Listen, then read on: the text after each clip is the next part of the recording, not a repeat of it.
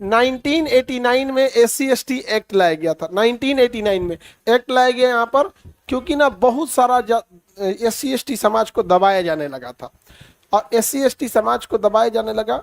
और एक समय ऐसा था ना, 89 का दशक, जो 90 का दशक बोला जाता था, कि अगर छोटी जाति के आदमी वोट डालने जाता था ना, तो बड़े लोग ना उसको वापस भेज देते थे, बिना मारे वो लौट जाता, चल वापस, चल वापस। उसको में डर इतना था कि वापस चल जाता था, वोटे नहीं डाल पाता था। दो चार को जो हिम्मत दिखाते थे, इतना मार मारता था सब ना, क्या कर पाएंगे यहाँ पर। तो इसलिए एक कानून लाया गया था इन लोगों के लिए, कि अगर किसी को आप जातिगत शब्द बोल दीजिएगा या फिर प्रताड़ना कर दीजिएगा और वो पुलिस में कंप्लेन कर देगा, तो तत्काल गिरफ्तारी हो जाएगी। बाद में जांच होगा कि वो सही बोला कि झूठ बोला, आप बोले कि नहीं बोले, जांच होते रहे, पहले गिरफ्तारी। सेम महिलाओं के साथ भी था, महिलाओं के भी बहुत अत्याचार होने लगा। तो कोई पीट देता था महिला को, सास, ननद, हस्बैंड, देवर, कोनो आएगा 2-3 झापड़ मार देता था। अब बेचारी कुछ कर नहीं पाती थी, तो इसके लिए महिला एक्ट आया। अब वो जाके कंप्लेन कर देगी ना, तो पकड़ा के जाएंगे लोग। समझ में आ गया कि नहीं आ गया? सब लोग, बाद में जांच होगा। दोनों का कुछ कुछ थोड़ा थोड़ा मिसयूज हुआ। समझ में आ गया कि नहीं आ गया?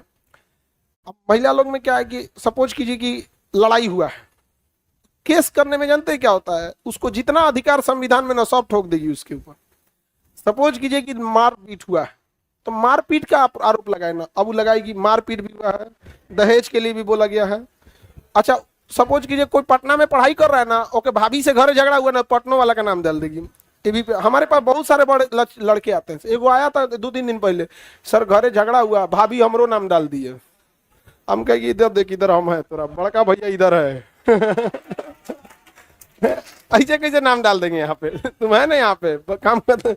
लेकिन अगर तुम लोग का नाम हम डाले तो तत्काल आया करो। केस डायरिया बनने के बाद 6 महीना पुरान डायरी लेके आओगे तो हम कुछ नहीं कर पाएंगे। अगर तत्काल हुआ है ना, आज कल में आ जाओ, रियल है, जेन्युइन, तो हम उतना प्रूफ दे देंगे जिससे ये पता चल सके कि आप वहां नहीं थे।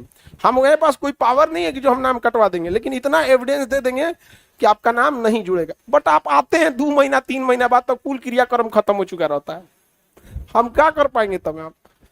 तो कई बार ऐसा, तो ये मिसयूज नहीं करना चाहिए। अगर सपोज कीजिए कि लड़ाई झगड़ा हुआ है, नाम डालिए कि हमारे साथ मारपीट किया गया है, ये लोगों ने मारपीट किया है, खत्म कहानी, उसको गिरफ्तारी होगी। अब ये क्या कि मारपीट हुआ है तो उसमें कितना रहेगा, सब लाद देना है। इससे क्या होता है कि अभी तक तो ये नहीं दिक्कत है, अगर ये बहुत बड़े पैमाने पे हुआ ना, तो आपके दिए गए अधिकार पे सवाल उठने लगेगा कि इनके अधिकार को सीमित किया जाए। तो इंडिविजुअल के वजह से सबको खामियाजा भुगतना पड़ेगा, भुगतना पड़ेगा कि नहीं भुगतना पड़ेगा? नहीं तो कल पुरुष आयोग बना दे सब, तब